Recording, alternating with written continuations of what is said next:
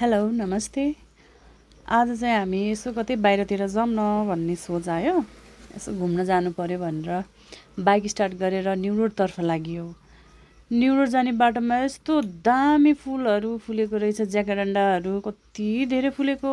बाटो नै क्या रमाइलो लाग्यो क्या। कहिलेकाहीँ त यसो रोडतिर निस्किँदाखेरि पनि लास्टै रमाइलो लाग्दो रहेछ भने। फुलहरू त्यत्तिकै, हरियाली त्यत्तिकै थियो त्यहाँ। अनि हामी चाहिँ सुन्धारामा बाइक राखेर न्यु रोडमा गएको त इन्स्टाहरू राखिरहेको रहेछ। त्यहाँ चाहिँ लुगाहरू, खानेकुराहरू, यो मेन चाहिँ त्यहाँ नेवारी खाजाहरू रहेछ। अनि प्रायःजसो चाहिँ धेरै नेवारी खाजाहरू रहेछ। अरूहरू पनि नयाँ नयाँ चिजहरू पनि रहेछ त्यहाँ। हामी जाँदै थियौँ। खानेकुराहरू त लेफ्ट जाने साइडतिर ताम्राकार हाउसतिर, अनि माथि न्यु रोडतिर जताततै इन्स्टलहरू राखेको रहेछ। अनि हामी चाहिँ हेर्दै हेर्दै हेर्दै गयौँ।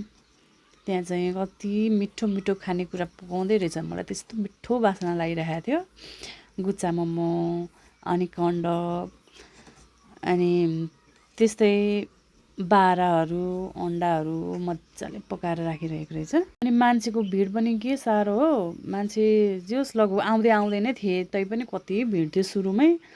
हामीलाई त थाहा पनि थिएन यहाँ इन्स्टलहरू राखेको थियो भनेर। यसो बाहिर निस्क्यौँ न भनेर आएको त यति रमाइलो। मैले त अहिलेसम्म न्यु रोडमा यस्तो भएको थाहा नै थिएन।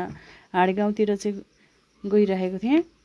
अनि यसो भित्रभित्र हेर्दै जाँदा हेर्दा डान्सहरू गर्दै हुनुहुँदो रहेछ उहाँहरू चाहिँ। कस्तो रमाइलो थियो। अरू लाखे डान्समा चाहिँ ठुलो ठुलो टाउको राखेर अनि फ्रकहरू लगाएर नाचेको चाहिँ देखाएको थिएँ। यो चाहिँ अलि अनौठै लाग्यो, अलि नयाँ खालको लाग्यो चाहिँ। म चाहिँ सबैभन्दा अगाडि भित्र ठेली ठेली ठेली गएर अगाडि गएर भिडियो खिच्न थालेँ। कति रमाइलो लागिरहेको थियो। घाम पनि मस्तीले चर्किरहेको थियो।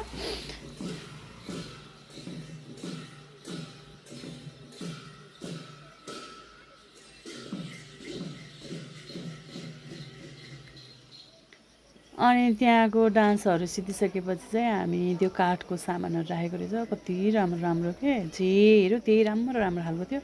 अलि पैसा चाहिँ अलिकति महँगो चाहिँ थियो, तर अलि राम्रो चाहिँ लाग्यो मलाई। अरू सामानभन्दा चाहिँ यो काठको चाहिँ धेरै राम्रो लाग्यो। अनि हामीले चाहिँ एउटा डाडु, अनि त्यसपछि के हो यो पन्यु भन्छ कि के भन्छ, त्यो किन्यौँ। कस्तो राम्रो लागेर। अर्को फुल राख्ने पनि सोधेको त त्यो त 1000-1200 पो भन्नु थाल्यो। यस्तो त नकिन भयो भा भनेर हामी त्यहाँबाट हिँड्यौँ।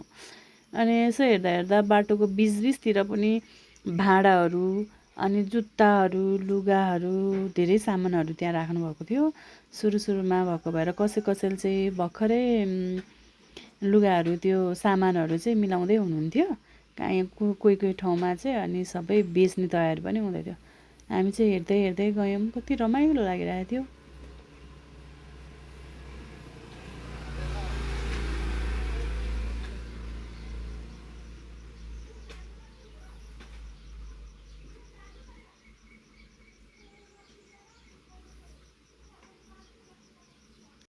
यसरी घुम्न र सपिङ गर्न पाए त कसलाई रमाइलो नलाग्थ्यो होला र नि। जहिले घुम्न पाए, जहिले सपिङ गर्न पाए त जो पनि हिँडै गर्थ्यो होला। हामी चाहिँ अगाडि बढ्दै थियौँ। याकको चिजहरू बेच्न राख्नुभएको रहेछ क्या। अनि त्यसमा चाहिँ स्मोकी, मसलावाला, सादा धेरै थरीको थियो त्यहाँ। हामीले चाहिँ अरू सादा त प्रायः जसो खाइराखेको हो। यो अलि पिरोवाला रे, मसलावाला रे। अनि मसलावाला किनौँ न भनेर त्यो र अनि गाँजाको मोजा चाहिँ किन्यौँ। किन्दै थियो त बहिनी पो पछाडिबाट ओइ दिदी भनेर बोलाउँछे। ल म त छक्क परेर क्या। अरू बेला चाहिँ न्यु रोडमा जाँदाखेरि जहिले फोन गरेर हामी एकै ठाउँमा भेटघाट गरेर हिँड्ने गरेका थियौँ। आज चाहिँ नगरिकन आएको त फोनै गरे जस्तै गरी भेट भइदिएर भने। अनि हामी फेरि अगाडितिर घुम्न गयौँ।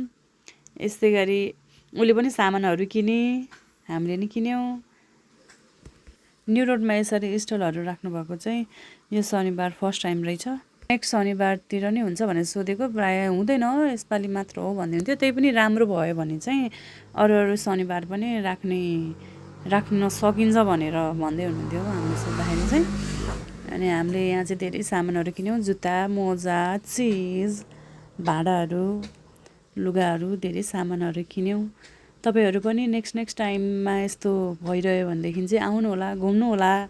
एकदम रमाइलो गरेर जानु होला, रमाइलो पनि हुन्छ। नयाँ नयाँ पनि पाइँदो रहेछ।